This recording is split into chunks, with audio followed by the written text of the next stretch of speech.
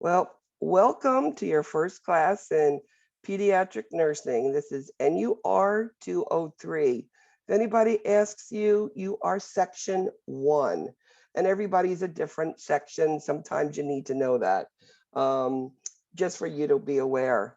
I do like all cameras on unless you've told me something's going on beforehand. So Victoria, if you could turn your camera on, unless you need to text me what's going on. I want everybody to be upfront so I can be aware who you are, and look at you. This week, what am I going to do? Well, first I'm going to do that PowerPoint that Dean has sent me on online rules and what expectations are from you. Then I'm going to do a PowerPoint week 1. It's an introduction to pediatric nursing. And then I do have a beginning PowerPoint Kahoots for you to see what Kahoots are and what you're going to be learning from them. And I'm throwing in some concepts that some are for next week that you'll be reading and going through. And when you read them, or at least doing that interactive PowerPoint, you're going to say, okay, I remember the professor saying that. So when you come to class, what's my expectation? I know it's hard. Most of you have 3 classes. I know to do all the chapters of reading is like a lot of reading. I get that. Minimum, do the interactive PowerPoint. I actually was a part of the beginning group who made these PowerPoints. So I know that they do cover a lot of great information, and it starts opening the mind. Now, do I expect you to know everything when you come to class? No, because a lot of things, at least you're introduced, so that when I start speaking about them, you're going to go, oh, okay, that's what that means. And it's going to help you understand. What I have learned with students is the repetition of information that helps you understand. So number 1, interactive PowerPoint, come to class. Number 2, I'm going to be teaching it. I'm going to be lecturing it with a PowerPoint. Then number 3, I do a Kahoots.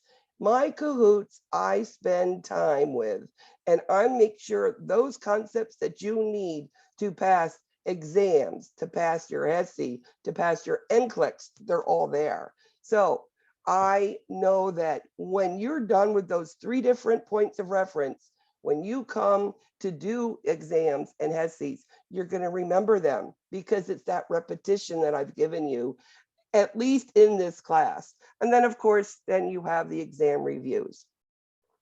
Every class is going to be recorded.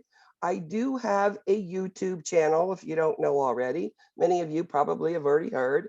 I have Professor Bogart, Pediatric Nursing. It's a YouTube channel. It's public. Every class I've ever taught, every review I've ever taught, and even a dosage calculation review is in that YouTube channel. It is open to you. You can actually look at the class before you come to class.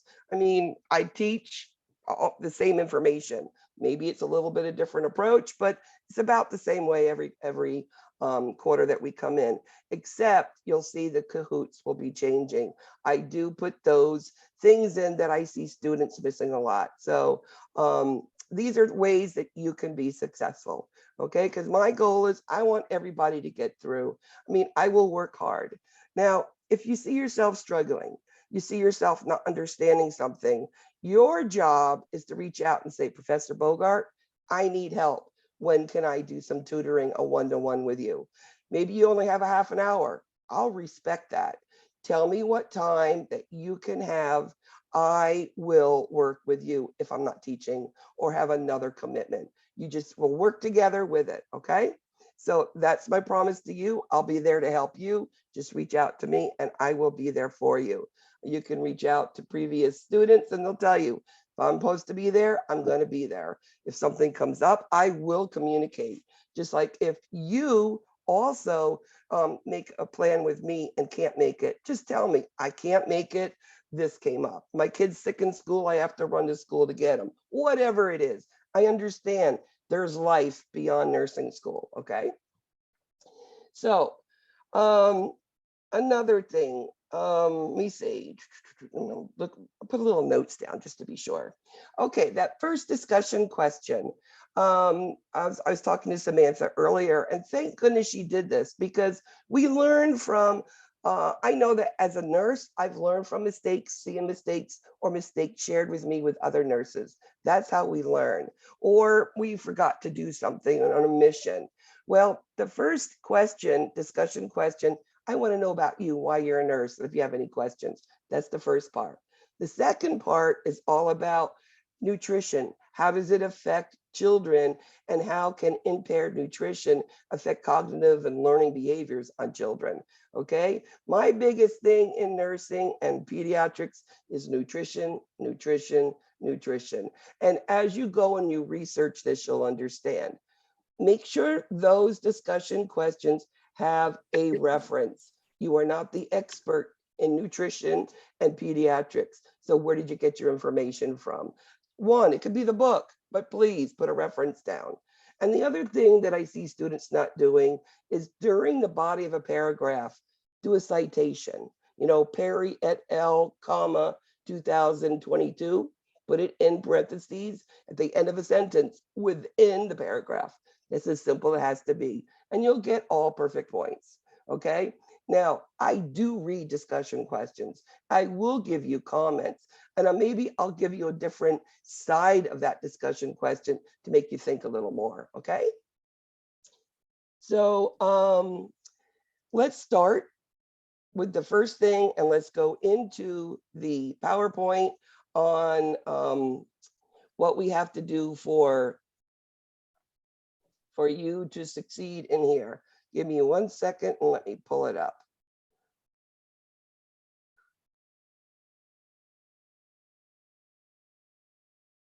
Where did it go?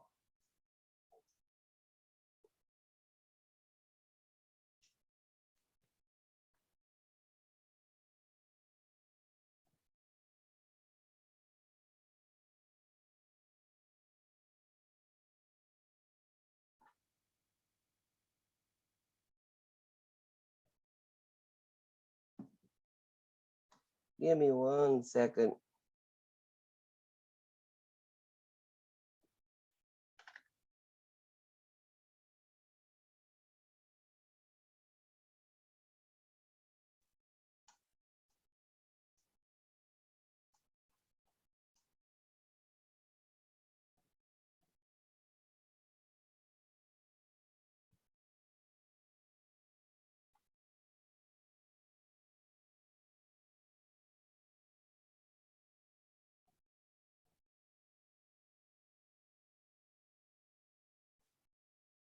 Okay, I'm almost there. Sorry for the pause.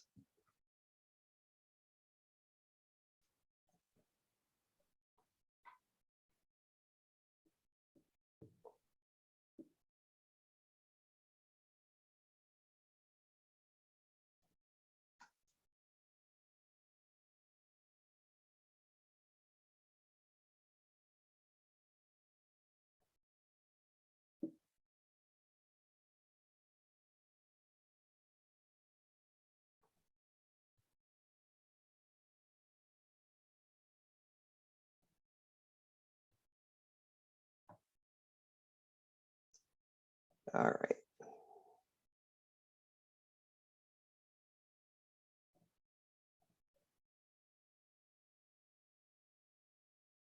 Don't you love the way the computers give you a moment when you don't need a moment?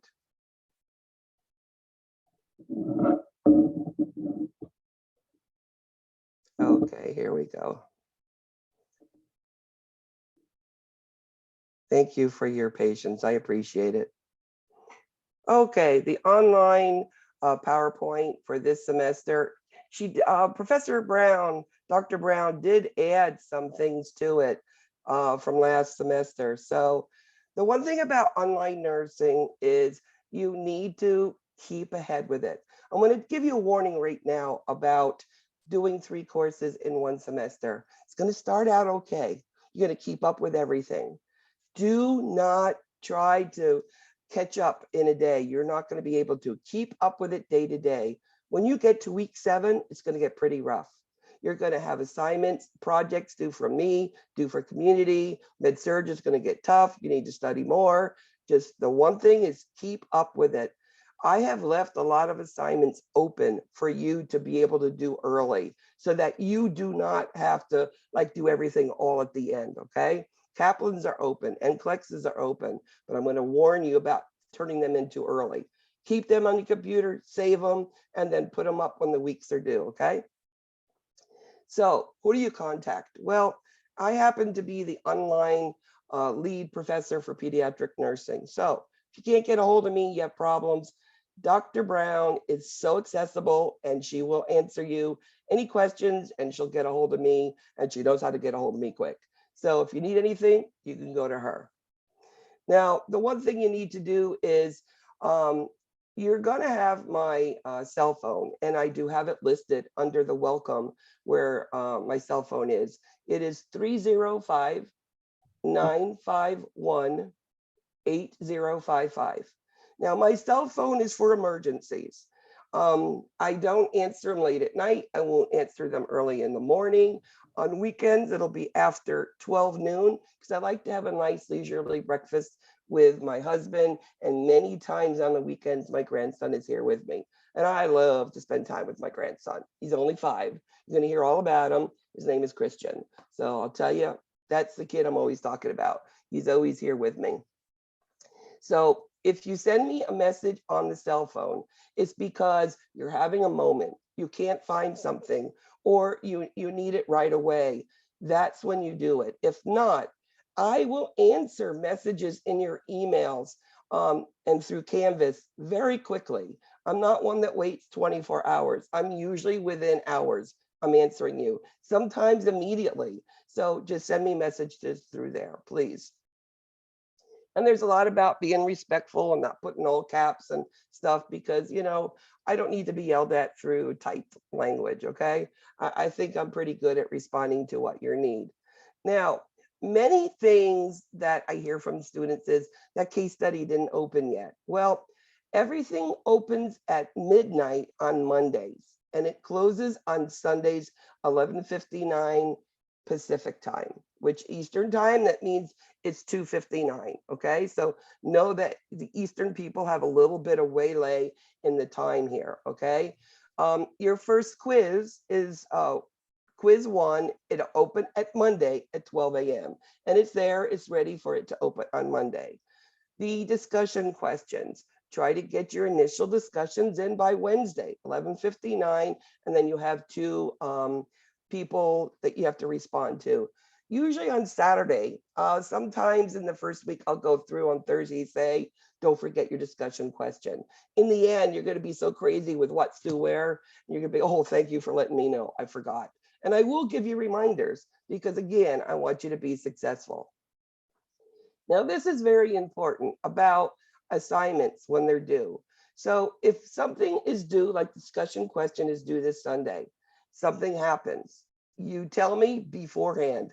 I can't get it done, my computer went out, or I just moved and they haven't moved the internet yet, and it was too late, I couldn't get to Starbucks, I couldn't go to the library, whatever, let me know, and then you could have 1 more week to get things done, okay? But if you let me know first, I'm not going to take a deduction off. If you let it just go and not do it, I'm going to take a 10% deduction off. So it's up for you to communicate with me. Communication is key. Just let me know what's going on. I can work with you.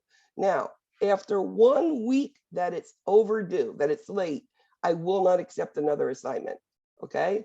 Unless you're in the hospital. Some devastating thing has happened, you know, and things do happen.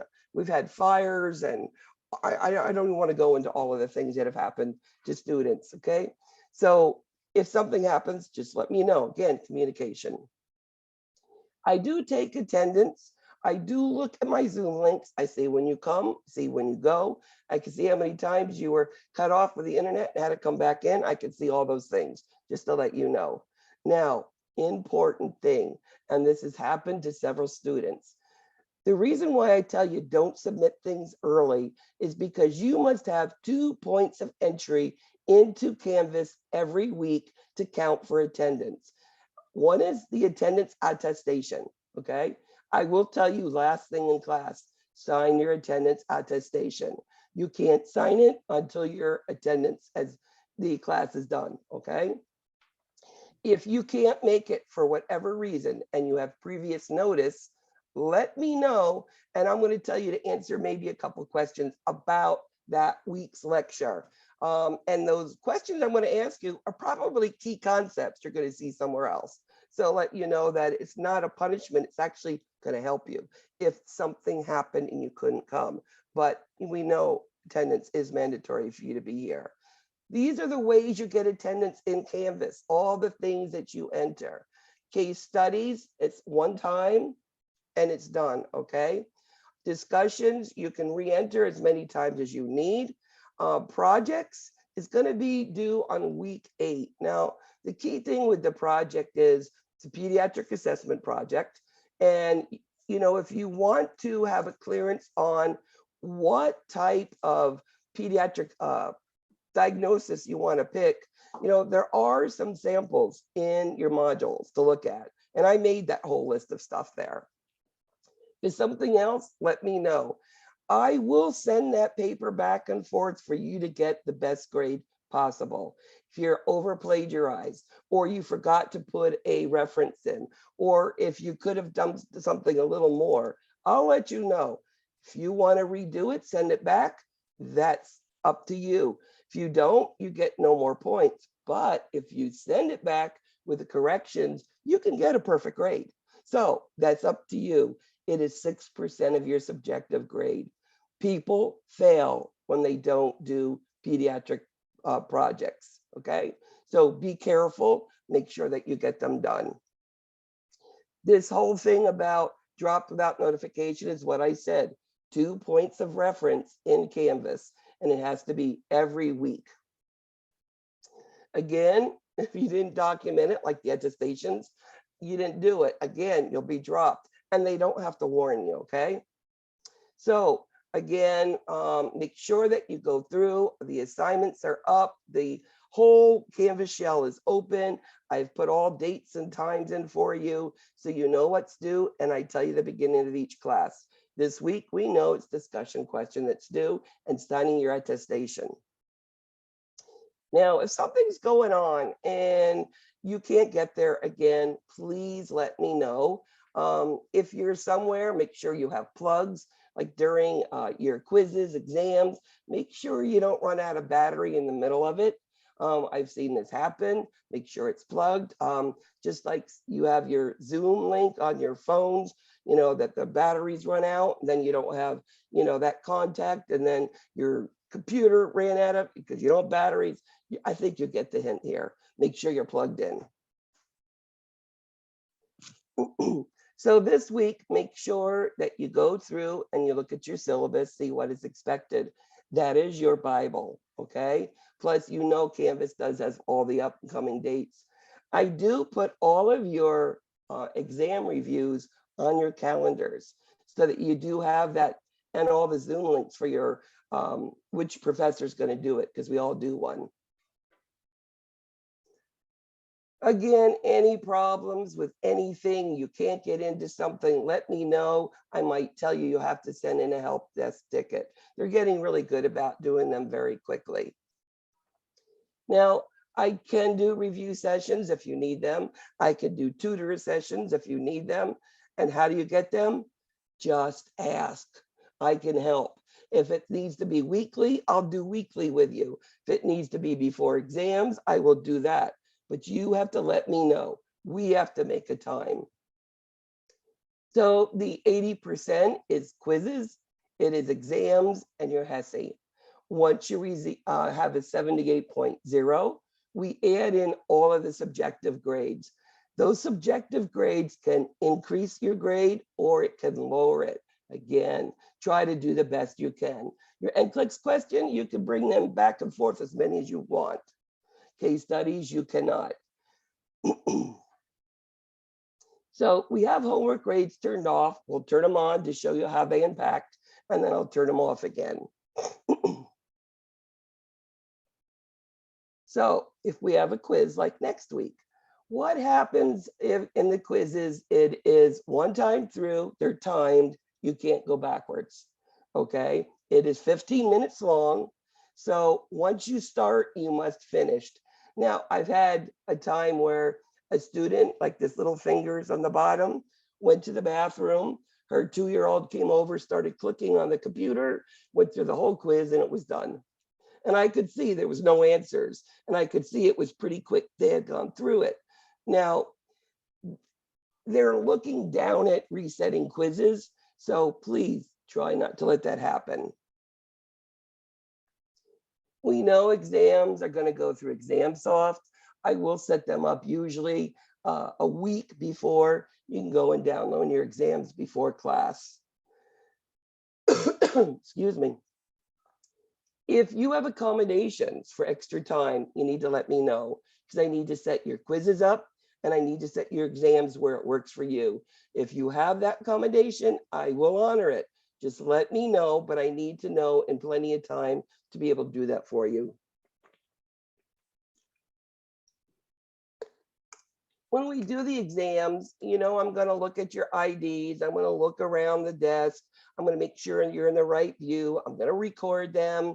Sometimes I have other professors with me, depending. So if there's any problems with this process, again, you let me know. If you're going to miss an exam, you better tell me before. If not, it's going to be minus 10%. And I don't want to do that to anybody.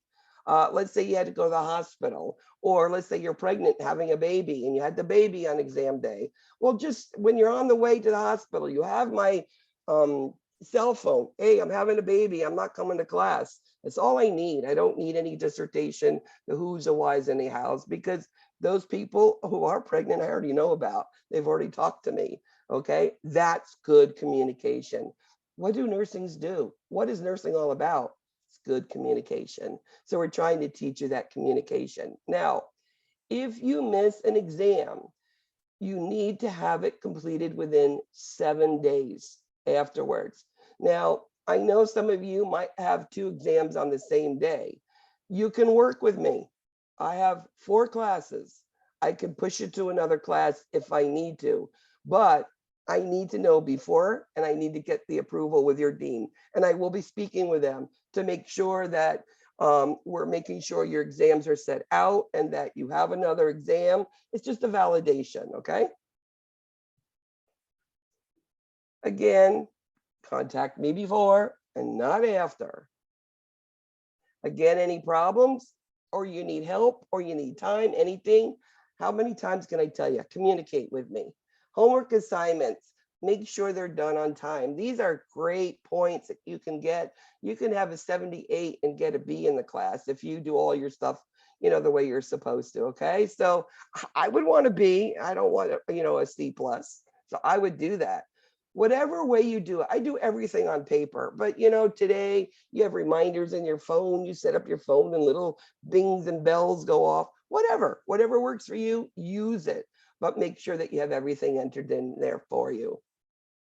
I've already talked about the late policy and NCLEX exams. They must be submitted in the proper way, okay? I'm not going to accept this little green square up top completed, no. Take it, instead of printing it, you change it to PDF, save it, and you upload it to those NCLEX questions. If you don't know how, guess what? I have an instruction thing I can send you. Just let me know, communicate. NCLEX questions, you can do them as many times as you want. Sometimes if I see a low grade, I'll say, didn't you want to repeat these and do a higher grade? And I'll let you, okay, unless it's all the time. But try to get your highest scores as you can. Just to let you know, each set of NCLEX questions is 1.25% of your total grade, and it can make a difference of pass or fail. I've seen it make a difference. Case studies, always go through the modules. Again, it's the first attempt on them. Make sure you go through that. I cannot accept it in any other way. And I can see when and how you've done those case studies through all the different other ways. So if it doesn't just go over into the grade book, I know something's going on. So make sure if you've done it through the modules, let me know, communicate with me. That's what all of that stuff says there. Okay, for the paper. The paper is going to be APA. It's going to be 3 sections. It is week 8. Now, again, it's choosing a pediatric diagnosis.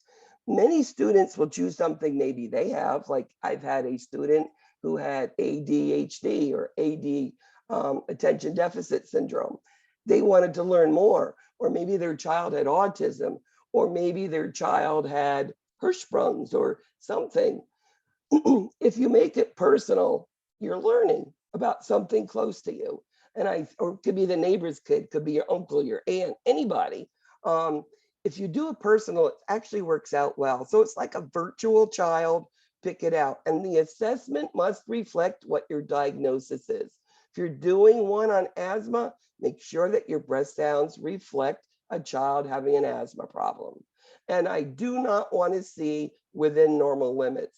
I don't understand that. If you have cardiovascular system, what does your heart sound like? Is it beating? Is it regular? Are there murmurs? That's what I want to hear. And then you're going to teach, whether teaching a child, teaching. I've actually, in the past where I was on ground and did clinicals, I had them teaching nurses different diagnoses they have never heard of. And I had students teaching registered nurses. And I thought that was the coolest thing ever. And the nurses learned and the students felt really good about it. So it's a teaching tool. Many students do a PowerPoint, 5 slides, nothing crazy, put a reference on the end, teach me all about how to use my inhaler, diabetes, how to give an insulin syringe, what are signs of hypoglycemia. Give me teaching about diagnoses. Autism, learning how to be on a constant schedule, organization, whatever it is, teach me something about that diagnosis. Again, always do a reference in the end. There is a rubric about it, so follow it. Again, it's APA, and if it's not, I'll let you know, and I'll tell you what you need to do to take it. If you're taking this quiz, we know, let's say all of a sudden there's a hailstorm, thunderstorm, a blizzard, or somebody hit the post and you have no internet. Immediately send me a message. Your phones all work, even if your internet don't work. Send me a message. Internet just went out. I couldn't continue my quiz. I was on question 4. That's all I need to know. I can reset it for you. If you don't do it right away, I'm thinking, why didn't they tell me right away? If I was a student and my quiz went off and I know that's 1% of my grade, guess what? I'm going to be telling that, the professor right away. So make sure you tell me when you're having difficulties. This could be also during your exams. Many times, like I just had a hurricane down here in Florida. My internet was like going slower than slower. Thank goodness I didn't get hit with anything but a lot of rain and some wind. My pool got overflowed. So at least I got some water in the pool. But, the West Coast had a lot, and there are West Coast students. Maybe they're having issues with internet. Let me know about it. If you have some spotchies, or maybe a big thunderstorm's coming through. You don't know if the internet's going to go down. Let me know again beforehand. Kaplan.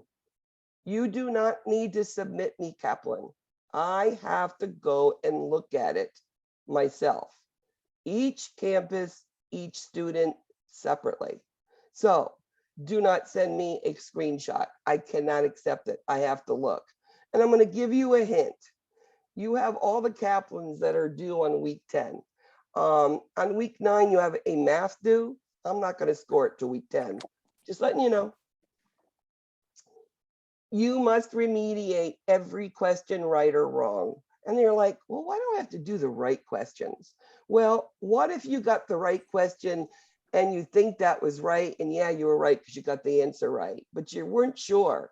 You do the remediation, guess what? You're going to be sure you knew the right answer. And that's going to make you think more. Again, isn't that repetition of information that will help? Yes, it is. HESIs is one exam. Most campuses are doing it on campus. Of course, there are some that do ProctorU. Again, it's one time. Now, my HESI scores are actually do really good. And how do you do a good HESI score? Well, I have HESI reviews. Actually, I have Kahoots. for HESIs. I've got 2 HESI Kahoots, and I will be re-updating them after the results from this past semester, seeing what are the areas students missed and making sure that my Kahoots reflect those areas. So those concepts are definitely covered in this Kahoots. Then you go to your NCLEX books, Pediatrics, and that will cover the rest of the things you need to know. That's what students have told me have been the most successful. We have a PowerPoint, we have my 2 Kahoots, and you have your NCLEX book, and they will give you HESI scores of well over 1,000. I have many 99.99s on the HESI if you do it the way I said. And wouldn't you like to do 1 hour of remediation because you're over 900 versus 12 hours of, when you get a 500 or 600? Oh, I would. So that studying saves a lot of time for you. Again, we know all about the security, and all of that, whatnot about that. Any questions about what's going on for the course? You're all good? Good. Okay. Next, who's iPhone? I don't know who iPhone is.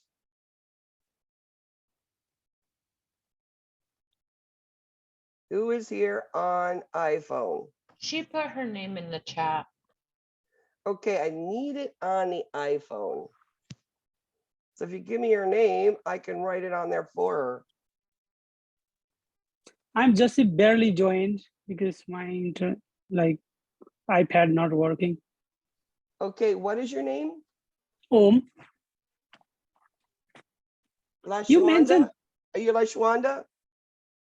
you mentioned 3 to 5, but I don't know. No. What is your name, ma'am? I need to change your iPhone. Oh, my name is Om Barao. OM is my first name. Okay, hold on. See, if I don't have it there, I don't have your name.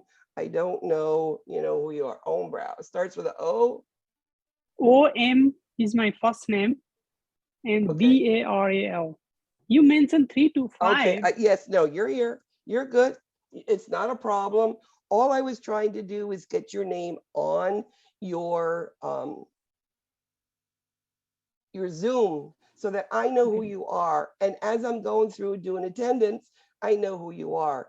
Now, I'm going to tell you one thing about this. When you go to reviews, make sure you have your name. I'll tell you why. If it comes down Mr. to, Boger, I'm the one that excuse me? I'm the one that says iPhone. My name is Paola Vargas. I already put my name on the chat box. Okay, but you need to have it on your, hold on. You need to have it on your name, not just iPhone. I will change it for you. Oh. So you are Paola, right?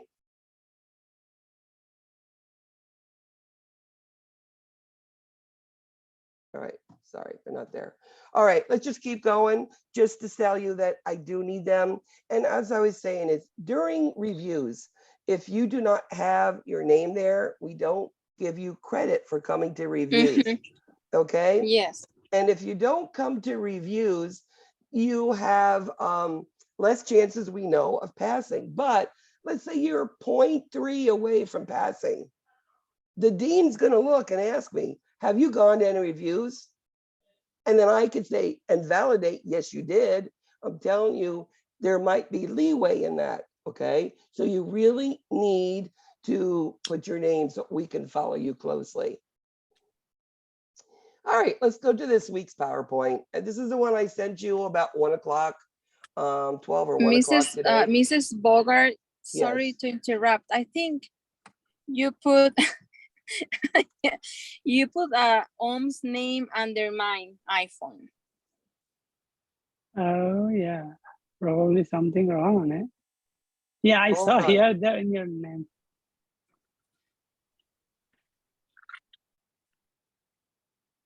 Hold on.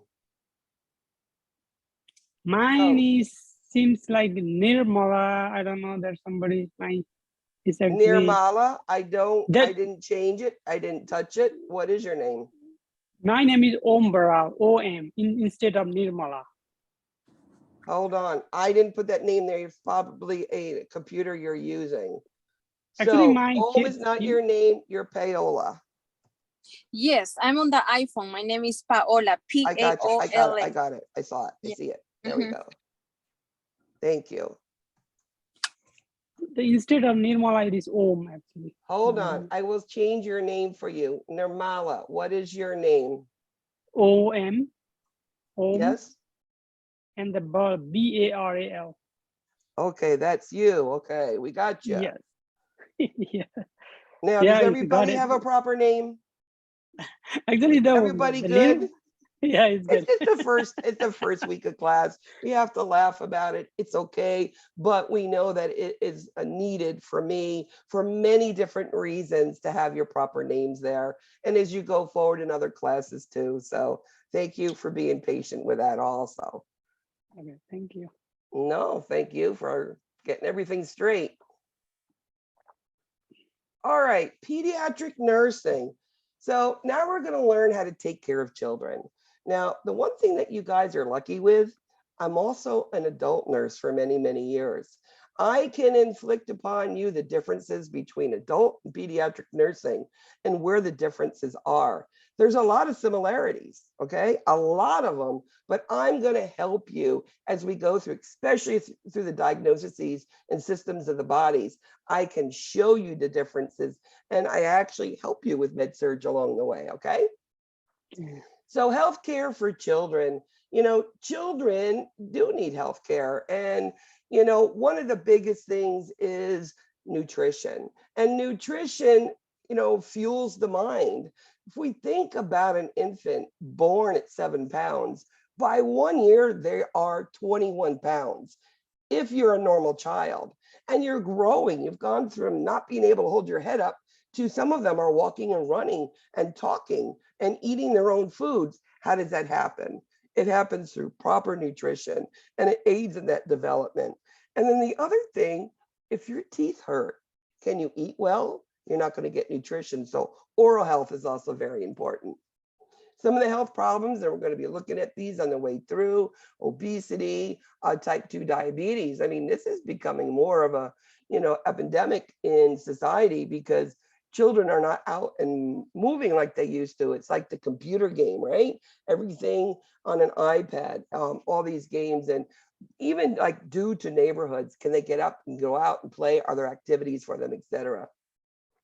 No, children, they have no sort of, they have everything they just do. They don't think about it, so injuries are big. Violence, bullying as they get older, and children do have mental health problems. I've seen 6-year-olds with schizophrenia and true schizophrenia and paranoid schizophrenia. So, mental health problems, depression are huge.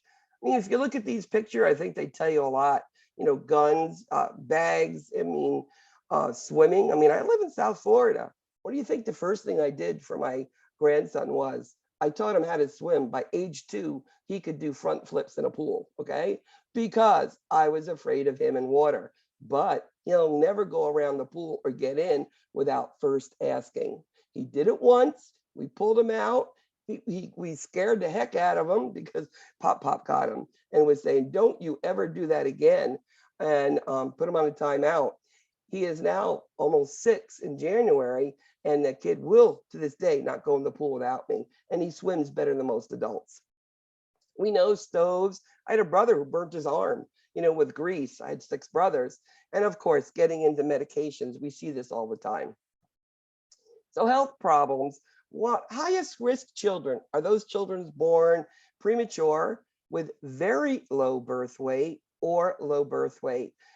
Premature children are born, their lungs aren't formed, they maintain in the hospital. I mean, sometimes up to a year. I did work newborn ICU, cardiac ICU, emergency room, PD ICU. I mean, I worked all over pediatrics. So my experiences are broad.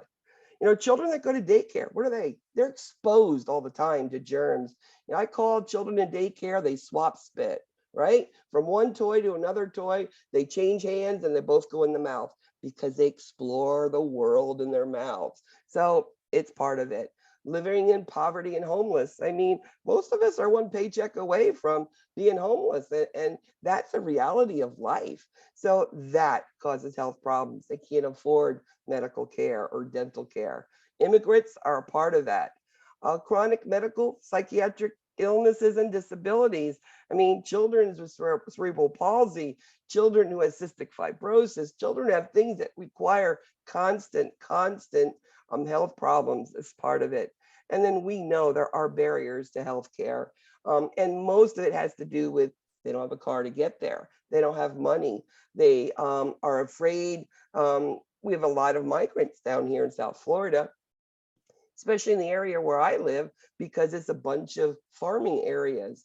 And a lot of them are afraid to go to the hospital. They're afraid they're going to be deported. So these are all barriers.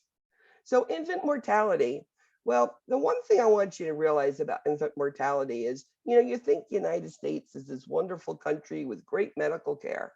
We are lagging behind many other nations in the quality of health care and what we call neonatal postnatal mortality. We have more children dying under the age of 1 due to many different reasons. Is it due to the quality of medical care, or was it due to, all the care you're supposed to get during pregnancy? Did we have enough of those things? So a lot of infant mortality, it depends on birth weight. I've seen children born at 1 pound, barely. I've seen 11 ounces. It's 480 grams. I mean, that's a tiny little infant, and this does cause setup for many different problems. So birth weight's the big thing. So death rates for children greater than 1 are less than infants. I mean, infants are very susceptible. They're born, they have no immune systems, and, if they're not getting proper nutrition, all of these things can cause, that mortality in that first year of life. But as they get older and older, it becomes less and less. But get to adolescence, they don't, they're into wanting to do what they want to do. And there's injuries, homicide, suicide, just because they're doing these risky behaviors. So chapter 27. Pediatric nursing is just not taking care of a child. You have to take care of the whole family. In fact, many nurses don't want to take care of pediatrics because of the family. Now, I've learned I take the family underneath my wing and I teach them to help me take care of the child. Many families want that because family is the center, the only constant in that child's life, and they need that, okay? Now, another thing is, what is a family? There's so many definitions of it. So what is a family? It's whatever they tell you it is. Is it 2 dads, 2 moms? It's the grandmom? Who is it? Is it adopted? Whatever it is, that is a family. That's who they go home to every day. And they need that support and constant in their life. We are, most of all in children, more than adults will ever have, we want to provide atraumatic care. You get an IV as an adult, they're just going to stick it in there, no numbing stuff, right? Because you're an adult, you could deal with it. How many of you are afraid of needles? I mean, I know I've been afraid of needles my whole life. That's why my dissertation is on needles, school-age children's attitude and behavior towards injections. I was always afraid of getting that shot, okay? Today, we're going to numb the area first, so you're not going to feel these things, or we have things and comfort measures in there. So we're going to do everything we possibly can to distract, to use to have the most atraumatic care for children. We do not want a child to think of going to the hospital as they're going to be hurt or pinched. Again, families are whoever they said. There's so many types. There's all your names for you. There's many of them. Now, one of the things we have to work with is cultural health beliefs. every culture has a little bit of something that they believe in about how we can heal a body. You know, is it the foods? Is it the clothes? Is it the medicine? Is it those rituals? Is it the prayers? You know, the medicine man, Indians, what is it? Those are things that these people, these families believe in. And we have to allow that and not understand it, but give them the opportunity to practice beliefs that you don't understand. You know, I have learned, I ask people about what does that do? How does that help? What do you believe? And I want you to know families, mothers, fathers, brothers, sisters, even the patients, they'll tell me, and they're actually glad that they could explain it to me so that they felt empowered that I wanted to know. It made me feel less threatening to them. So there are some beliefs about what causes illness. You know, living in South Florida, I have a huge Hispanic population. They believe, especially abuela, grandmother, that if you walk on the floor without socks or shoes on, the cold floor is going to make you sick. Now, I've had many children walk into the emergency room, which is my last 10 years of my job, who came into the emergency room with fevers. And I tell the grandmother specifically, let the child walk around on the cold floor without socks because your child's running a fever. And how is the fever going to get away if you cover it up? Because if you uncover the fever, it can go away, right? How many times they come little babies wrapped in blankets with a bonnet on. I've seen them with booties on and sweaters on, and it's 80 degrees outside. And telling them, getting it away, all right? Another thing is, if you get wet in the rain, you're going to be sick. This is a firm belief in many people, and some of you probably believe in it. You know, there are religions that believe voodoo, witchcraft, evil spirits. You know, I have this little necklace with this little eye of the tiger, they call it. And it's this Spanish thing. And this parent gave it to me because it's to ward off bad spirits, bad feelings against me, to keep me protected that nobody would do me harm. You know, and I've been wearing it now for almost 20 years because this parent gave it to me. I took care of her son in the cardiac ICU.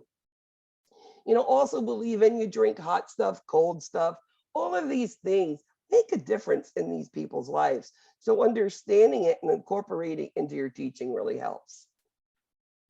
Now, there's other religious beliefs, you know, that we have to think about. You know, there are children, newborns born extremely ill. You know, sometimes, you know, we don't know if they're going to make it. They've got really, you know, horrible diagnoses. So offering them the ability to baptize their child or whatever their religion needs them to do really can do some wonders for those parents' beliefs, and it makes them feel a little bit more comfortable. Sometimes death you cannot prevent, but it's giving those parents what they need to be able to deal with it is the most important. What if you're Jehovah's Witness and you have a little premature infant? And we know that infants do not start making their own blood for about 3 months. So all the cells are dying off slowly and their hemoglobin hematocrits are going down. Plus, with premature infants, we're taking blood every day, looking at electrolytes to give hyper-al or to monitor some sort of something in their body. And now all of a sudden, their hemoglobin hematocrit are 5 and 15. And this infant is getting very symptomatic. They're going to have like apneas and bradycardias. They need blood. If you're Jehovah's Witness, a parent's not going to sign a consent. And I understand that. They believe that you're putting somebody else's spirit or body into their child. They don't want that. So we need to go and get a court order, and we can give the blood then. But are you going to swing that blood bag in front of those parents? Oh, no. If you're working night shift, you wait, if you can, to the parents leave. Or just during the day shift, when you're taking it, preparing it, putting it on the child, have them leave the room, cover it up with blankets, and they don't have to see that their body is receiving this blood. You can do it in a really nice way, getting your patient what they need. And these things I've done it both ways, night shift and day shift.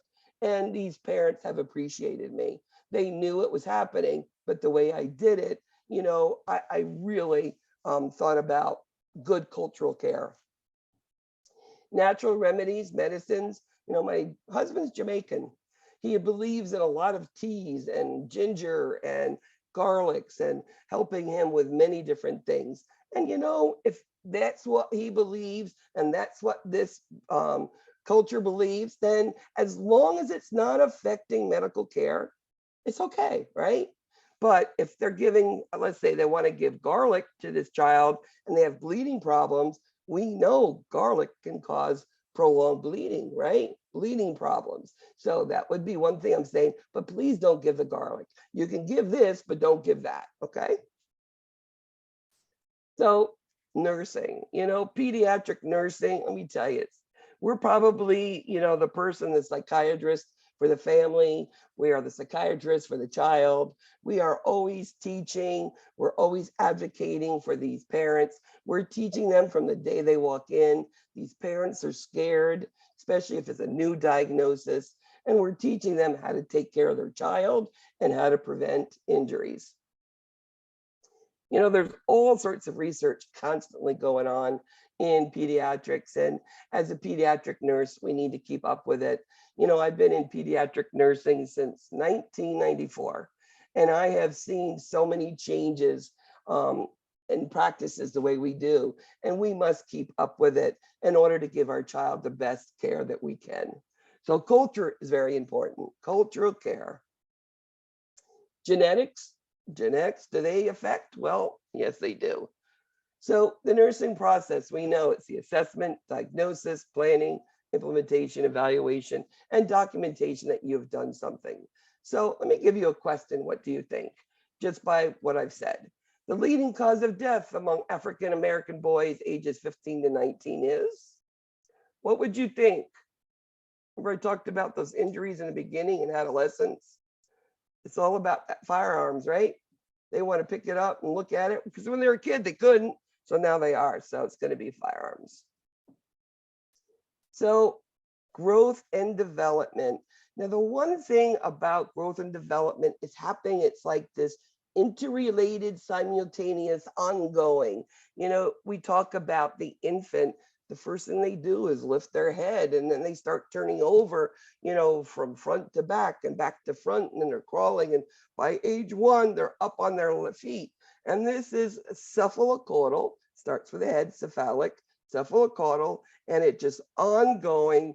And the first year, you blink your eyes and it's gone by. There's different types of growth and development. And as you get into your chapters on your infants, you're going, chapter 31, you're going to read about directional trends, sequential trends, developmental, sensitive periods. These are things you need to understand. You know, this sequential is you must do something before you go to the next. It doesn't mean you can't skip steps because you can go from, again, my grandson, he never walked. Supposed to walk about, you know, according to the book, by age 1. He never walked. At 15 months, he ran. Okay, so he skipped that walking part and he was a little slower, but everything else was going there. So that's part of those developmental and sequential type things. We know that we need to keep our children understand their metabolism. They burn off food quick. We need to know that infants, newborns, need a little bit of help with keeping their body heat so that we don't uncover them or, you know, bathe them in cool water or keep them warm. We know sleep and rest. I mean, infants need a lot of sleep. All they do is sleep, eat, and pee and poop, right? That's all they do. And then maybe sometimes you get a little bit of tummy time where all of a sudden they start to lift their head up and look around when they're wide awake. And again, nutrition, nutrition, nutrition, the single most important influence on growth. And they need to make sure they get nutrition, whether it is the breastfed baby or if it is that child who's on iron fortified formula, whatever the parent's choices is. We do know breastfed children, infants, have a lesser chance of SIDS death. So that sometimes is a determinant, while some parents do that. We also know that if we meet our child's needs, and this is one of the theorists, and I'm going to be sending you a handout on theorists. Erickson says that if you meet an infant's need, that when they cry, they call for you, that they're fed, they're changed, they're held, whatever they need, their temperament is going to be a better child because they've had all their needs met. It's trust versus mistrust. A trusting baby has their needs met. And here we go, all the types of behaviors. Now, I'm going to be going into these. Your week 2 quiz is a lot of these things on. Week 1 quiz has a lot of things on your human behaviors. Do not do your quiz until you come to class, okay? You need to understand it first before you go through. Now, Freud's all about oral sexual, okay? Erickson is the theorist you're going to see on every HESI. You're going to see it in your NCLEX, guaranteed. You know, and they're all stages according to infant, toddler, preschool, school age, adolescent. There's different beliefs that Erickson talks about. And Piaget is all about how to think, you know, learning to think and then using that think to be able to do something. Kohlberg, there's right and there's wrong and a consequence for each. That's all about Kohlberg. And Fowler, it's about spiritual, but we don't cover it that much. Toys and playing, you know, that's all infants do, is they play with toys and take them, and what do? Right in the mouth, right? Sensor and motor development. Sense is the touch. Motor is around, you know, whipping it in the air, maybe hearing the rattle as they're getting older, and then in the mouth, because how do children explore the world, the environment, through their mouths? Everything in their mouths. We know play as they get older has to do socializing with other children, being creative, and then being aware of themselves. And it really, toys and children is very important. There's different sorts of play. As you do your readings, go through them, understand that different sort of plays result in a different outcome because of the type of play. And when we have play, dramatic play could be that you're trying to reenact what happened to them. Maybe it was an abuse case. So you give them different toys and let them play with them and see how they play with them. So toys and children and playing can really tell you all about their child. You know, then we go on to looking at another person, playing alone, playing next to each other, associative play, playing together with no rules, and then cooperative play, playing together like checkers, that there is a outcome. It's not like make it up as you go. There's different plays. You need to know the difference in plays. Again, toys are there to support cognitive growth and development. Toys that are out of reach, those are going to try to reach it there. So it's all about that motor, you know, and this is a time where parents and, you know, grandparents and aunts and uncles will sit and play with a kid, and it's that moment of them being together. Every time a child goes to a physician, we do a couple things. Whether it be to the doctor's office, to an emergency room, urgent care, we're going to do a height and weight. We want to measure how the child's growing. The most important thing is what? Nutrition. How do you measure nutrition? Height and weight, right? If they're growing, getting taller, you might be giving them the proper nutrition, right? But then another thing is we start looking at what they're doing. So if a child is 1 to 2 months old, we want to see maybe that head starting to get up with a little bit of head control. If a kid is 1 year old and they can't roll over, we've got a problem. That should have happened by 6 months. Do you see? Developmental assessments are done to make sure that your child is where they should be. Now, doesn't mean they're a little behind. It's okay, as long as they're moving forward in their development. So what if they're really behind? We have speech therapy, occupational therapy, physical therapy. And the sooner we institute early intervention, these children catch up so quick. Children are so resilient. They catch up extremely quick. Children can be born with all different deformities, cleft lip, club foot, all of these things, and these are congenital. We're going to go into some of them as we go along with the program. And then we know sometimes it's genetics. I mean, we think genetics, the first thing we think of is Down syndrome, right? I mean, that would be me if I didn't know much about children, but there's other stuff can be, and we know it could be the, taking drugs, alcohol, or medications you're on, for conditions like Delant or something. Could be something on the outside causing it. There's 22 pairs of chromosomes. There's something called a Q22 deletion. And it is actually something called the George syndrome. And that's when we look at the genetics, we're going to do genetics when we think that there's some sort of genetic abnormality to find out what it is. And why do we want to do that? Well, then we know what the outcomes will be. We know what that child needs to be the best that they can be. They may not be perfect, but we can get them to be the best they can be. Again, nursing is so important in pediatrics. I have made lifelong friends just by the way I have taught children, taught families, and how to work with what they have, giving them the education and the support and being aware that these parents, feel bad. I mean, if you have a child who comes into the emergency room with a mother, let's say it's a 1-month-old infant, and this kid is not doing well. We've been back and forth to the doctors 4 different times, and they finally get to me, and they're like, I don't know what to do. If I say at first, you must be exhausted. You really are here to take care of your infant. Let's see what I can do to help you. Have I just acknowledged all the effort and struggle and angst that this woman's been through? Oh, yes, I have. So these are things as a pediatric nurse that we must do. So sometimes children are born, maybe they have a cleft lip and the parents go, ooh, they don't want to touch the child. I'll take and wrap that kid up in a blanket, sit the mother down and sit the child right in their lap and say, look at that fluffy hair. Let's comb the hair. Let's do something else. Let's put a bow in that little girl's hair. Let's do something to promote attachment.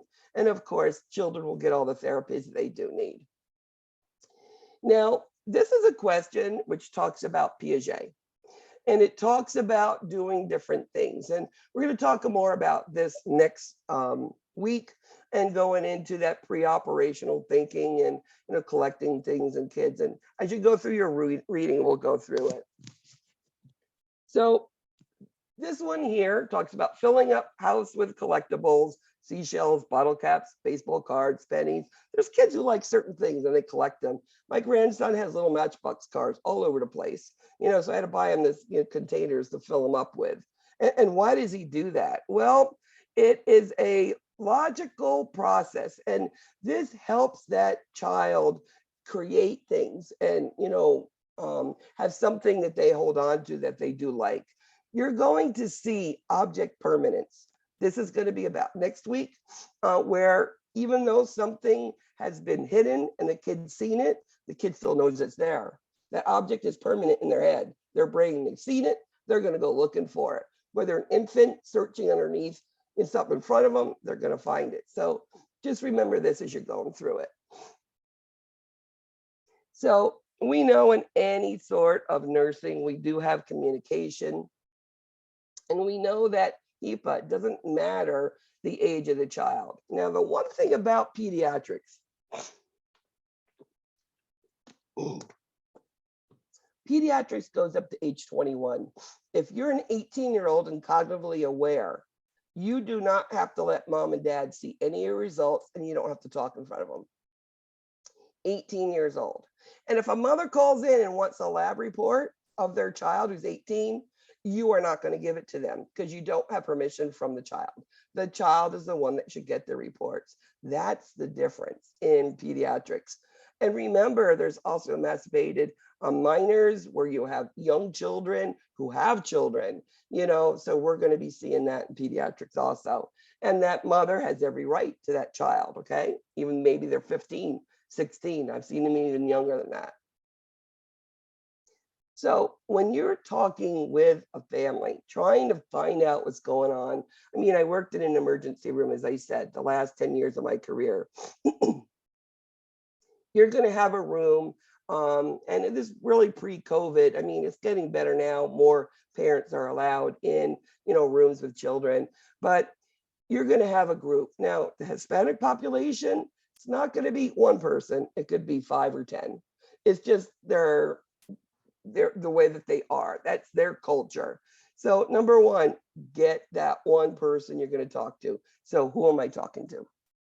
Okay. It could be that kid was with grandma. Let grandma talk, whoever. Encourage them to talk. And I don't want to hear, if it's an 8-year-old kid, what happened all the way from birth all the way to 8 years. I want to know what's going on this time, unless there are, of course, other medical issues I need to know about. And remember cultural awareness. There are cultures that you cannot touch, that you eye contact, you can't look into their eyes. It is invading their space. And how do you know? I ask, what do I need to do to be able to teach to you?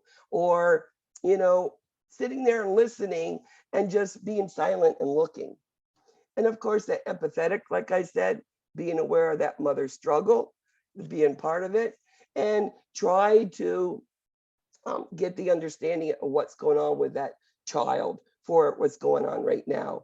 And if you don't understand the language, you must get an interpreter. If the 16-year-old son is there, wants to interpret for mom, no, because he will have bias as he interprets for the mother. You need a regular interpreter, okay?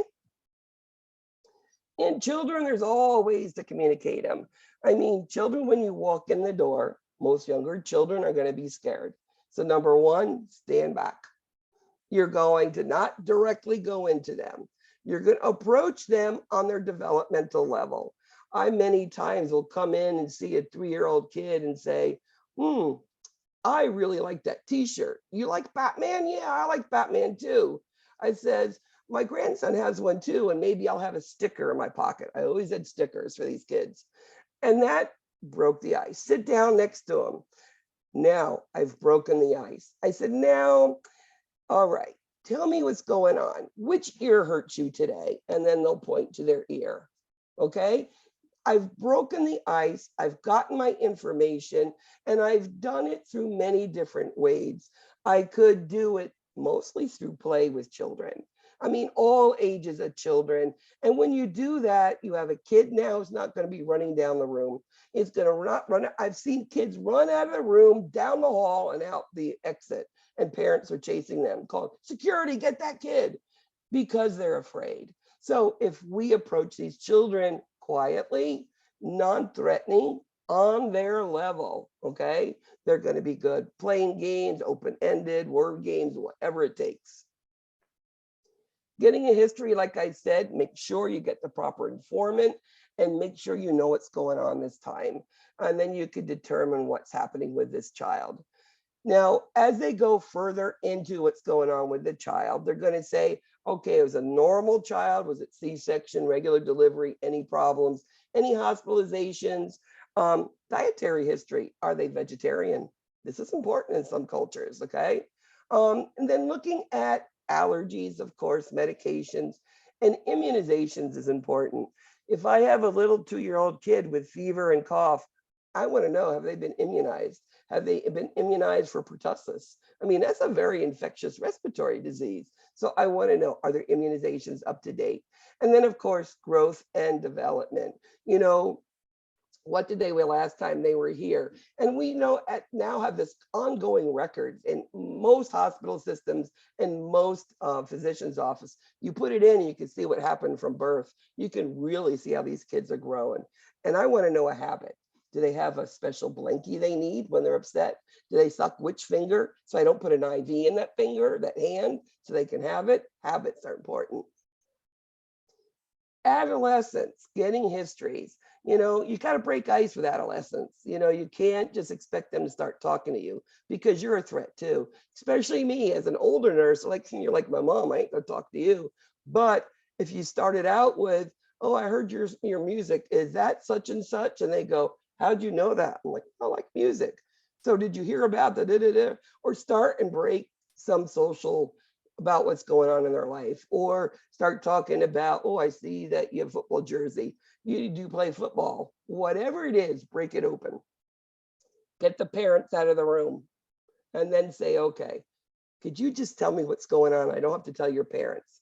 And you don't have to tell the parents unless it'll cause harm to themselves or others, okay? And that way you can find out that urinary tract infection, which is the second or third this year, is due to sexual activity or not. And you can teach an adolescent how to prevent it, right? And of course, we need to know that family structure. There are some families that the father is who you speak to, not the mother. So always say it, and who do I address this to? You or you? And they'll tell you, okay? Knowing how they do in school. So how you doing in school? B's and C's? They'll tell you. Of course, those habits, and then looking how parents and children react and with each other.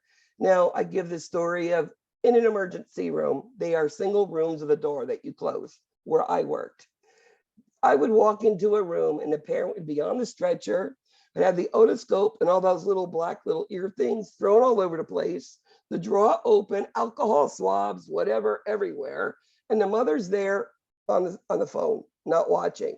Does she have control of her child? She's there because the kid is sick. I would be concerned sitting with my child, not letting the kid going crazy like that.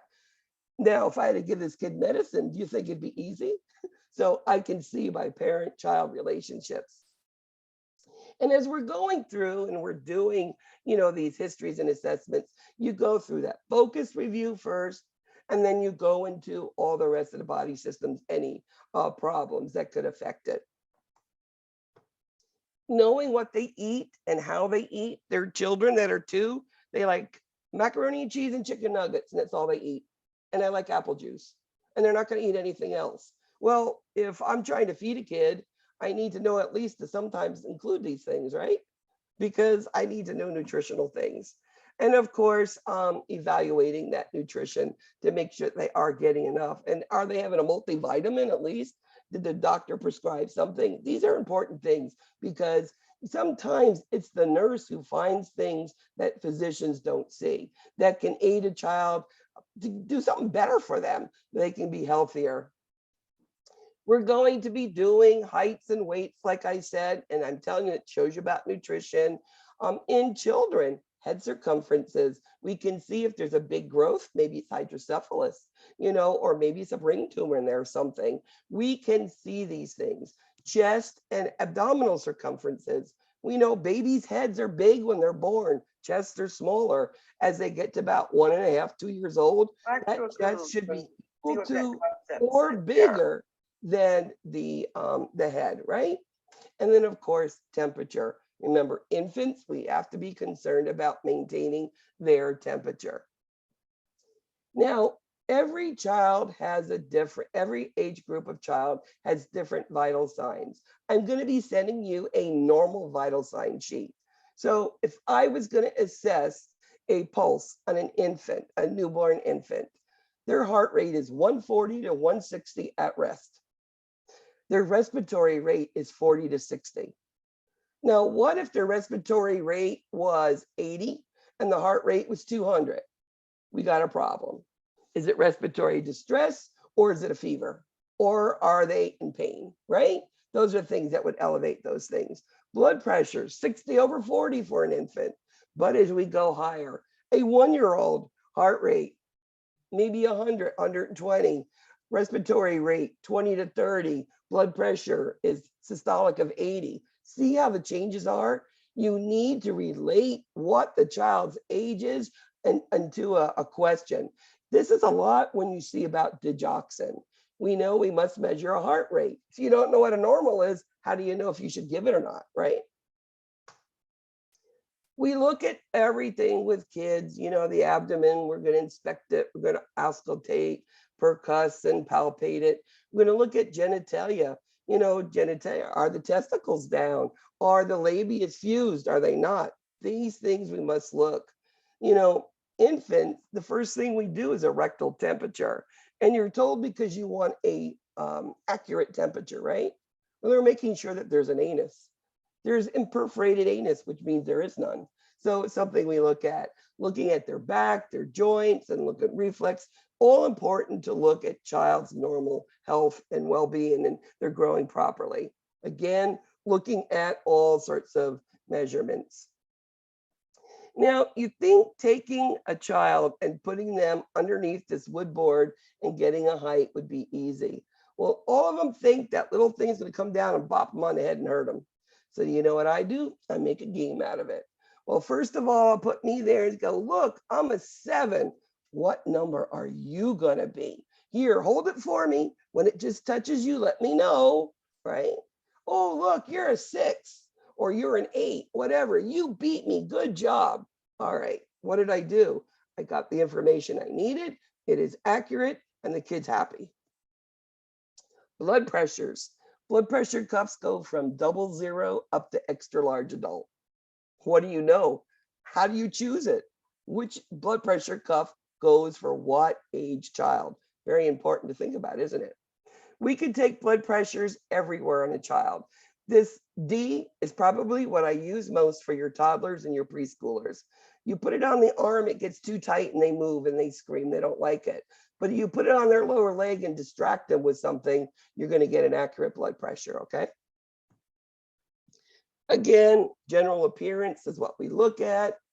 We're going to be looking at even like startle reflexes, if they're moving when loud noises, etc. And one of the things that I think we've improved of a lot since I started in pediatrics is the management of pain. You know, they used to say, well, kids don't hurt, premature infants, they don't feel pain. Well, yes, they do. So managing pain is so important. So, but one of the things we find out is children continue to suffer because we don't treat them right. It could be that, oh, let me just give a small dose of morphine because I'm afraid of giving it to the child. If we're giving doses according to their weight, we're giving it slowly, we're giving proper dosages. These children, all they'll remember is pain, going to a hospital if we don't treat them properly. You know, we give too low or we wait too long in between, or we don't monitor them. You know, there's all different sort of types of pain that we have in children. Just like adults, there's that chronic pain that continues, rheumatoid arthritis, right? Reoccurrent pain, sickle cell, and persistent pain. It could be that earache. So there's all types of pain that there could be in children. It could be due to medical problems, diseases, injuries, infections, all of that stuff. So how do we measure it? Well, there's a couple different tools. You know, you see the little faces here. Now, you cannot use, according to the book, the FACES scale until they're a preschooler, age 3. So ages 3 to 8, you can use this FACES scale, and they will point to the proper face. So if this is no pain, and that's the worst pain in the world, which face looks like the way you feel now? And they do. 3-year-olds will point to what the pain is. And there's different sort of scales that we can use. FACES is a big one. And the other one that we use a lot is your FLAC. Now, FACES is preschool or above, 3 and above. Numeric, the book says ages 8 and older are able to say 0 to 10, like an adult. 0 is no pain, 10 is the worst pain in the world. What number is your pain? They can do that. Now, what about the nonverbal cerebral palsy kid who's 16? Or what about an infant? Well, we can look at the FLAC scale, which looks at their facial expression, legs moving and bucking in and out. That's what babies do. And they're wiggling and they're crying, and you cannot console them. That is severe pain in an infant. So FLAC is up to age 3. At 3, it starts the FACES, and at 8 starts numeric. We know chronic pain is when it lasts there a long time. And remember, chronic pain that's not treated will cause a child to be very depressed, okay? And we don't want that. Now, there's all different sort of pain checklists for all different sort of children, whether it's the non-communicating, whether it's the impaired children, cognitively impaired. And remember, there's cultural differences. I'll tell you a story. Had a father come in with his son, Hispanic, and he had a broken arm and he required casting. And we wanted to give him a little shot of morphine before we casted it because it was going to hurt. And the father said, no, you don't need it. He's not in pain, right, son? You don't hurt, you'll be fine. And I'm like, sir, do you realize we're gonna manipulate bones and this is gonna hurt? I wouldn't do this to my child. And sometimes they still won't do it. So at least I give them Motrin, something to help them with the pain. So cultural differences make a difference, okay? So you have to be able to express that one shot is not gonna have them addicted, and one shot, you know, it's just gonna help with the pain and it'll be good for your child. You really got to the way you approach things again. There's other things we can do for pain. You know, distraction is my big thing. You know, having blowing bubbles, having an iPad, playing games, giving stickers, having them coloring, drawing. Music is a great one for those long-term in-hospital kids. All sorts of different things. Non-nutritive sucking. What did I tell you children explore the world with? The mouth. How do they self-soothe? Through their mouth. What can help? The pacifier, non-nutritive sucking. So very important. We have literally, and still today, put a little sugar water on a pacifier and we circumcise males with it. It has been, according to Harvard research, Harvard neurophysiologists say that it was equal to giving a child morphine. That's how good it is. Self-soothing and that little bit of sugar. And then this woman here is demonstrating kangaroo care, which is skin to baby.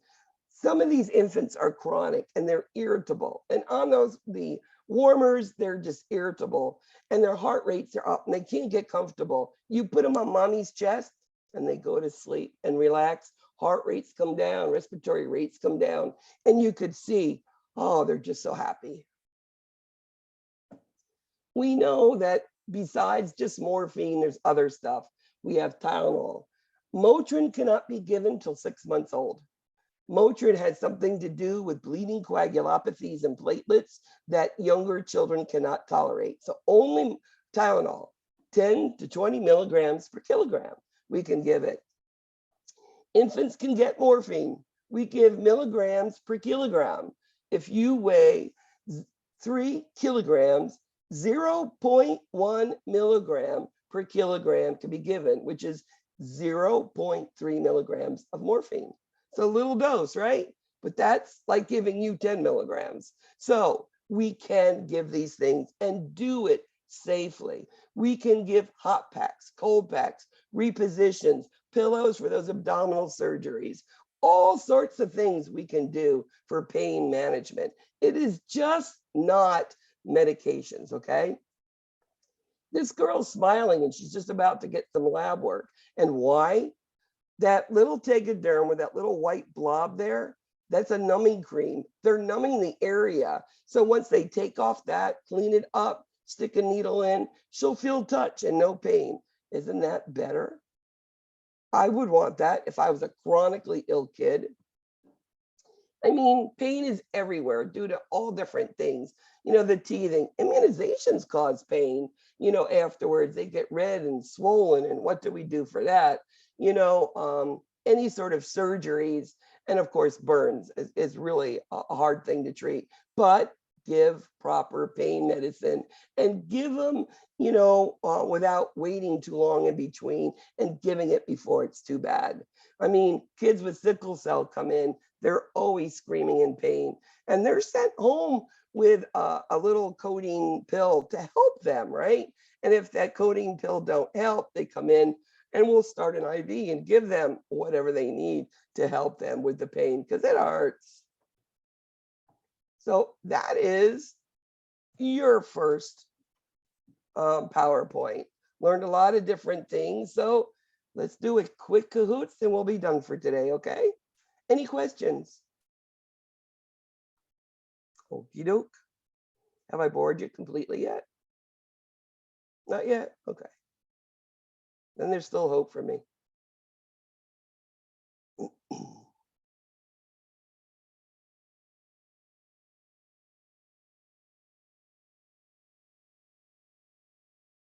Now you need a phone.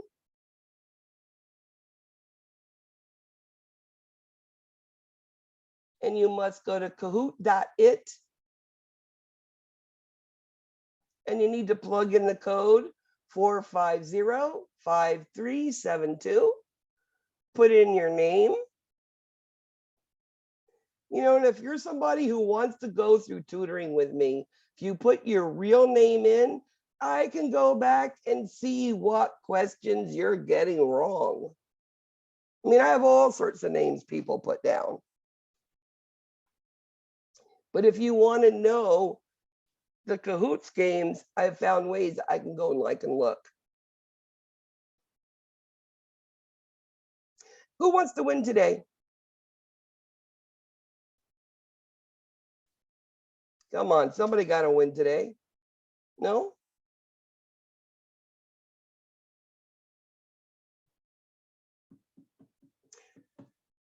Let's get started.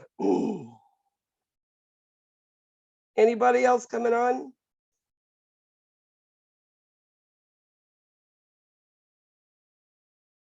Pediatric Nursing, week 1. It's going to go by quick, guys.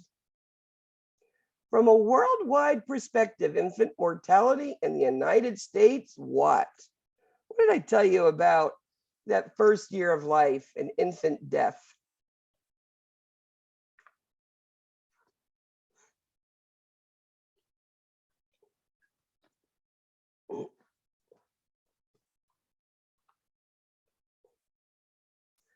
We know that infant mortality is higher in the United States than many other countries.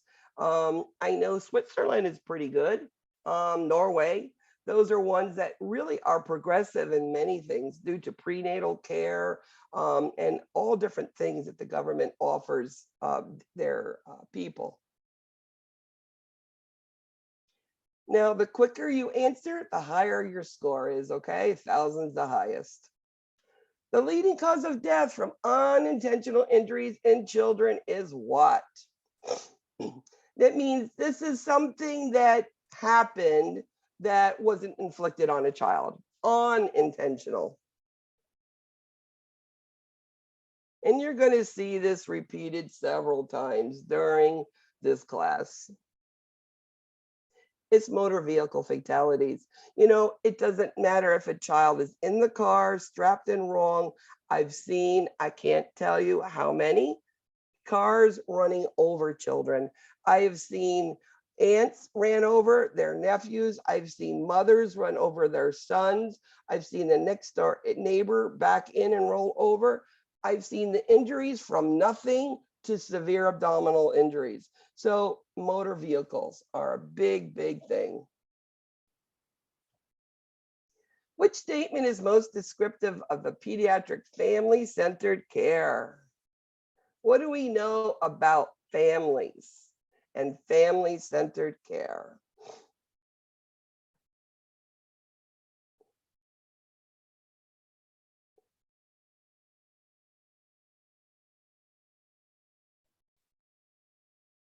So the family is that one constant in that child's life. They are the person, as you are a young child, you look to for that comfort. You'll listen to them. The major cause of death for children older than 1 year old. Now, this is something that goes into next week that we'll be talking about toddlers ages 1 to 3. But I call toddlers my dive bomb kids. These kids have no filter. They want to get from the couch to over there, they're going to jump. It's what we call unintentional injuries, dive bomb kids. I mean, they miss the couch, they hit the coffee table and bang on the floor, right? That's what toddlers do. They're scary, really scary, and they're crawling everywhere. The nurse caring for the child in pain understands that distraction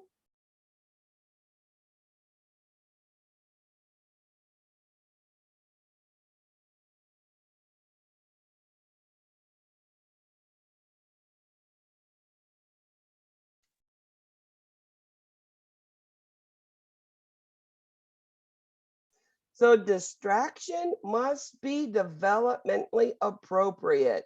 You know, if you give an iPad to an infant, they're not going to understand unless it's bright, pretty colors. You know, you're not going to give them a sticker. They don't get that.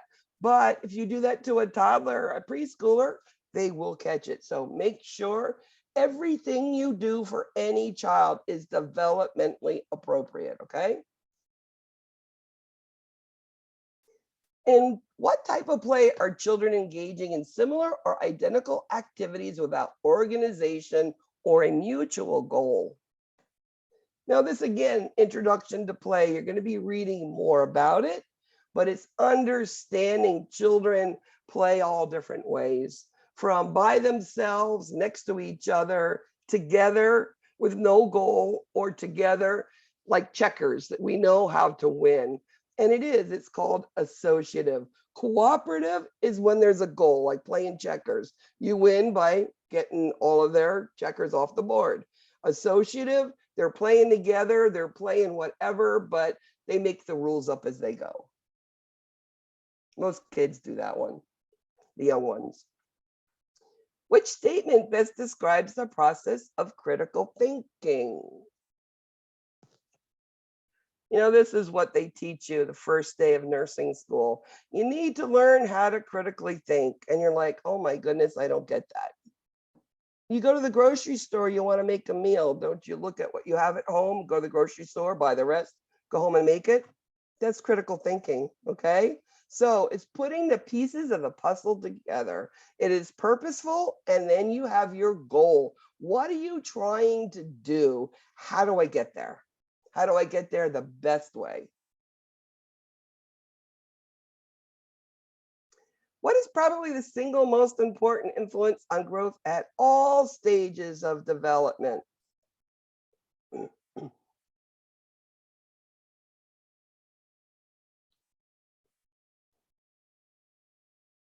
Nutrition, nutrition, nutrition, nutrition. If I don't give fuel to the brain and to the growth, you're not going to have a brain that's going to function, right?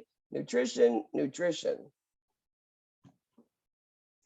Frequent developmental assessments are important for which reason?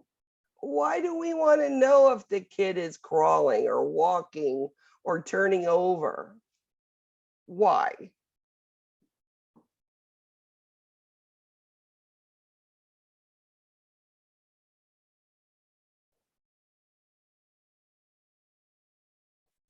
We know that if we are looking at a child, if they're moving in the right directions and they're not where they should be, let's say you're taking a child pulling their hands and their head legs back and it's 8 months old, they should have good neck control by 3 months at the latest. We know something's wrong, so we can institute early intervention. So developmental assessments are so important in pediatrics. Which function of play is a major component of play at all ages?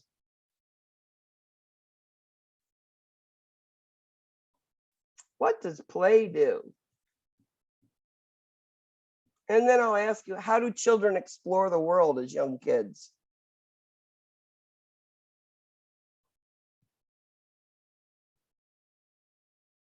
It's that sensor oral motor, touching, feeling, what does it feel like in the mouth, exploring it, and then maybe the rattle flowing in the air and listening to it rattle, right? Sensoromotor activities. Piaget also talks about this too, but that's how they explore, and that's how they play and why they play. They want to see, what does it feel like? How can I move it around? And then of course, everything in the mouth, everything, constantly. I mean, my grandson's almost 6. It's still everything in the mouth. 3 children playing a board game would be an example of which play? A board game means there's going to be an outcome. There's going to be a winner.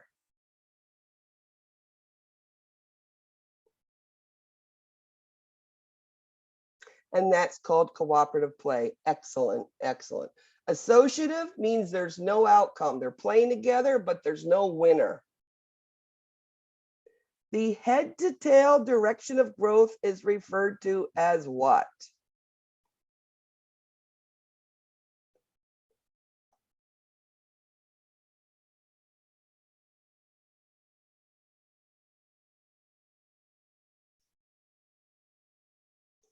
And it's cephalocaudal, starts with the head and goes to the feet. So you move your head, in the end, you're going to walk. And that's part of what that growth means. What is the single most important factor to consider when communicating with children?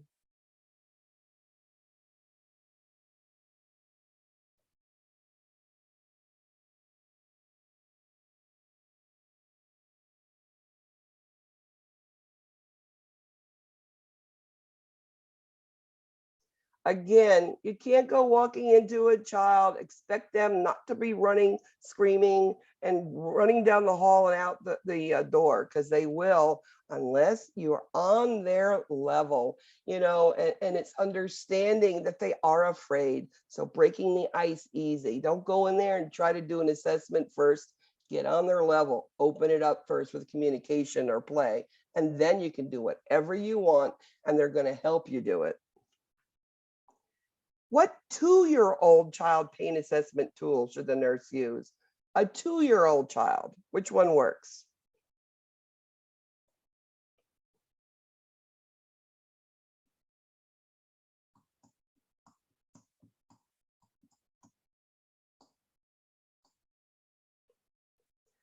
Remember, FACES starts at age 3, preschooler. FLAC is up to then, so it is FLAC. Faces, legs, activity, consolability, crying, yes. At 6 months, an infant's birth weight should what? What do you think? We're going to learn more next week about it, but what do you think? These are sort of things that as you're doing your interactive PowerPoint and you're doing your reading, that this is something you look at. 6 months it doubles, it triples at 1 year. Those are the 2 weight things you need to know in pediatrics. It's something, questions that you'll see inferred within questions that you'll know what to do because of what the weight is telling you, okay? Doubles at 6 months, triples at a year. The first expected fine motor developmental milestone for an infant begins with. Now, let me tell you, there's 2 sort of motors. Fine motor, F, fingers, things with fingers. And then there's gross motor, G, get up and go, go, go, like Paw Patrol says. So gross is motor, get up, go, go. Fine motor is fingers. The first thing is you put your finger in an infant's hand and they, by reflex, will grab it. Most mothers will go, oh, look, my baby's holding onto my hand. They're giving me a hug. You're not going to tell them it's a reflex. It's pretty neat that they're doing that for them.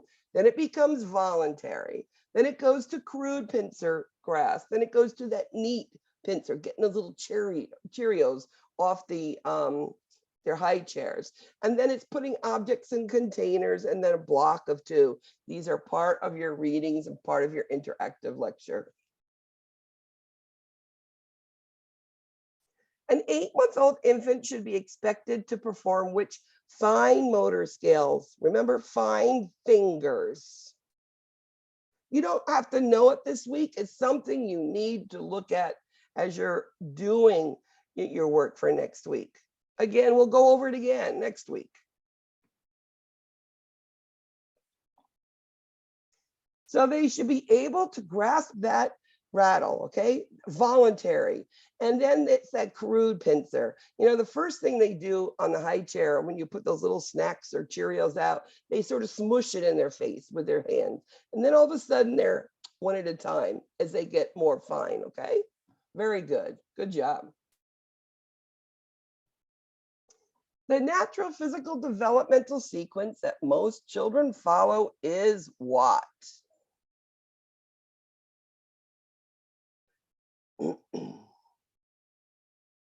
This is part of their gross motor skills that you see. Remember, an infant goes from not being able to do anything to standing and possibly walking. So you lift your head, you roll from front to back to front. That's by 6 months. Then they're creeping up on their knees, crawling, standing on the side of a couch or something, and then walking. This is part of it. Doesn't mean they can't go from creeping to walking. Some kids do that. Some kids are walking at 6 months, but as long as they're moving forward. And if it's delayed, as long as they're going in the right direction. Which behavior indicates that an infant has developed object permanence? So you take that rattle and you hide it from them. What does object permanence mean?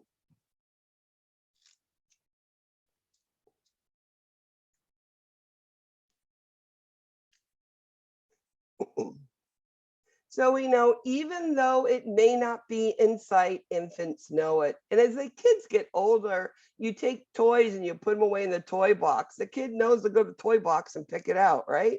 It's object permanence. Where did it go? And my grandson doesn't forget anything. He knows it's there. Where did it go, Nana? In general, an infant should triple their birth weight at what months of age?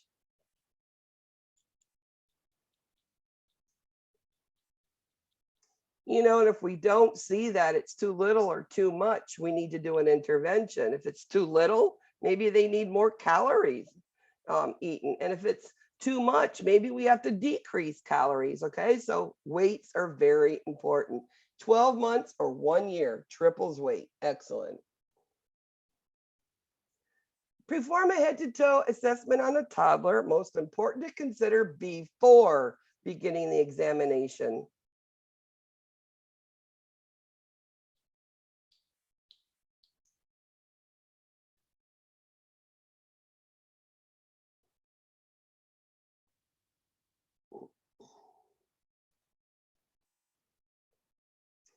Again, it doesn't matter parents there or anything. I mean, it's better, but don't go in and try to touch this kid and do an assessment. Go in there and prepare them on their developmental level. Get their trust. Then you can do all the things you need. Let them play with the equipment, the blood pressure cuff, whatever, and then let them help you do it.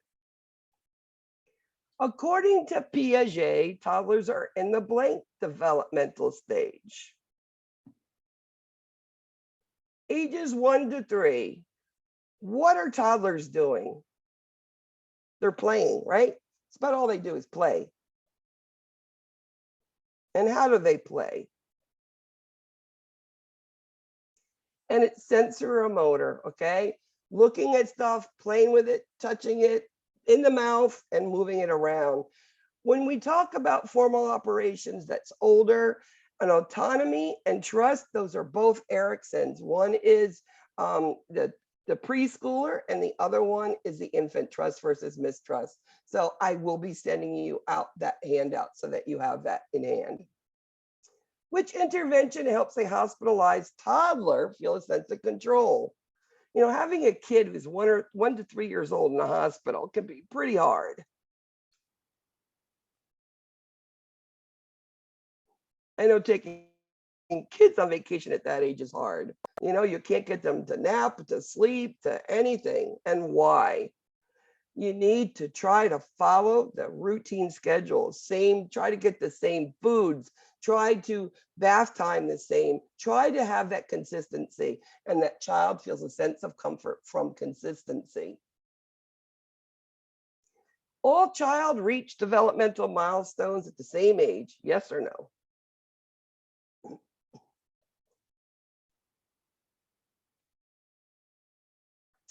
Absolutely not.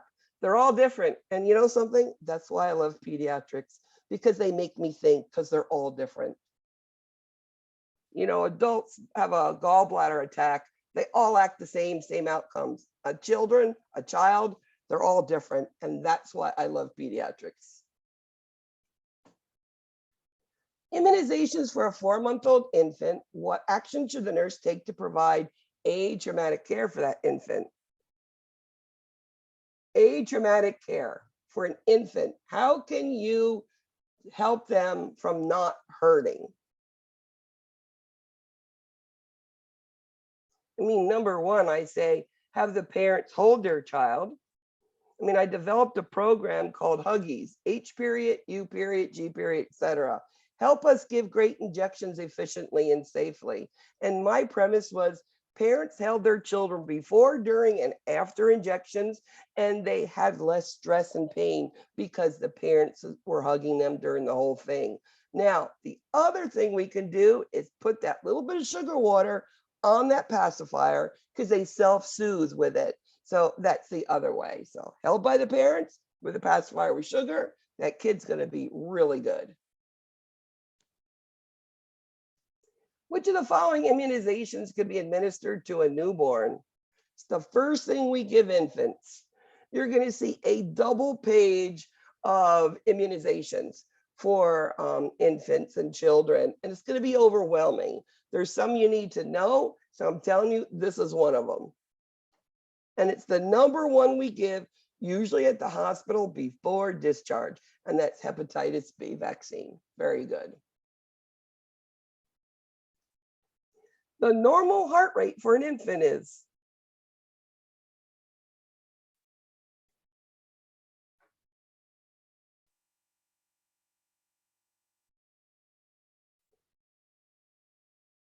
140 to 160.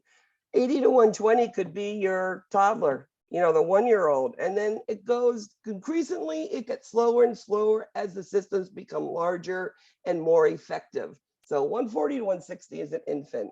If you're given digoxin, the heart rate was 100, would you give it? That's why you have to know that. And yes, infants get digoxin. What is the preferred site to give an injection to an infant? And that's supposed to be S-I-T-E, not sight like vision. Excuse me.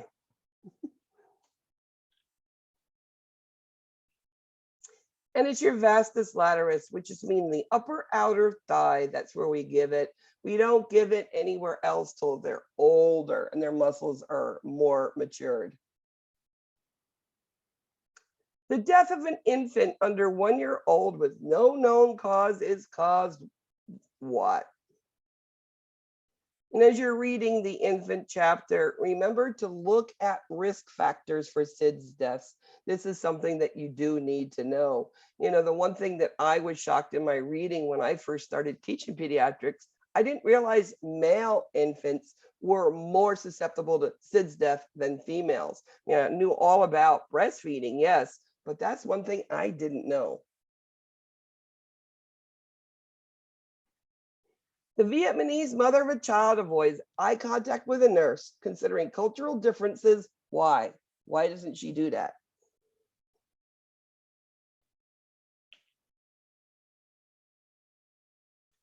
This is one of the things that I'm telling you about culture, things that we don't understand. And it could be misperceived, like they're not respecting you, but what they really are is they're showing respect. They don't look in your eyes like that. So again, knowing your culture. And if you don't understand, ask the parents.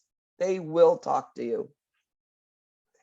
A child from Mexico is hospitalized for a serious injury, and the father says the child is being punished by God.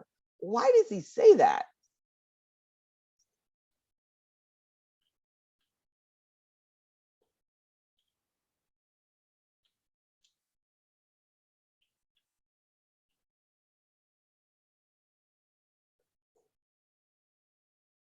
And that's their belief. That's their health belief that children who are having issues, it's because that's what they believe. Maybe they've done something wrong, but that is one of the culture's beliefs. Which term refers to times in an individual's life when he or she is more susceptible to positive or negative influences?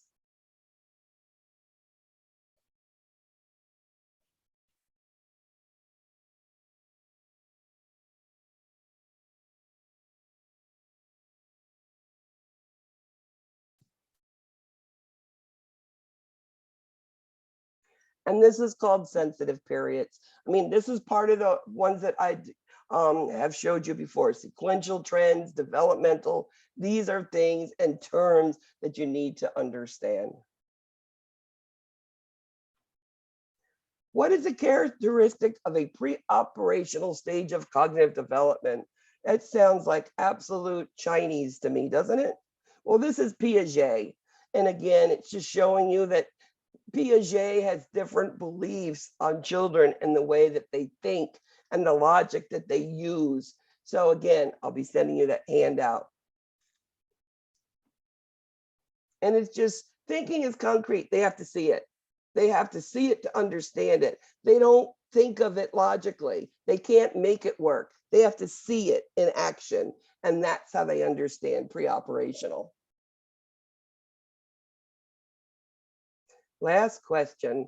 According to Kohlberg, children develop moral reasoning. What is the preschooler stage of moral development? What in a nutshell did I tell you Kohlberg was all about?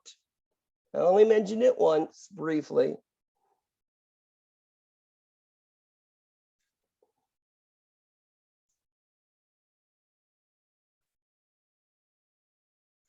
So actions are determined good or bad, and there's the consequences that goes along with it. And as they get older, these good or bad and consequences change. Sometimes school-age children will be, well, I need to do that. My consequence is this because it's bad, but I'm going to do it anyway because I need to. So that's thinking more. But as children, they know if they do something good, they'll be praised. Those young preschoolers, those toddlers, if they do something bad, they're going to be time out. They know good and bad. As you get older, that it develops a little bit more and more. Let's see how we did today. Number 3 is Ashley. Good job, Ashley. Yep, yep, yep, yep. Number 2, M. Number 1, Bree. Good job, Bree. Number 4, Sam, and soon to be nurse. What I want you to do is please sign your attendance attestations. Get that done and over with so that you don't forget, because remember, you need 2 points of reference. You don't have 2 points of reference this week, next week, you could be removed and out of pediatrics with no warning. Make sure you do your attendance attestation weekly after lecture or after you do the recording if you have that approval to do that, okay? Any questions from anybody? Did you enjoy class? Did you learn anything? Okay. Whatever you need. Go ahead. I have a question. I'm sorry, it's kind of odd and embarrassing, but are you gonna do any review for the quizzes, like a review before Okay, the I quiz? don't do an actual review, but everything that's on the quiz, I will discuss. If you Okay. listen and lecture, you will know the answers. Okay, sounds good. Just like Thank you. when we do exams, I do a review. Everything you need to know is on that review. You just have to listen to the review and study it. Okay? Thank you. I Excuse me, don't try to make it hard.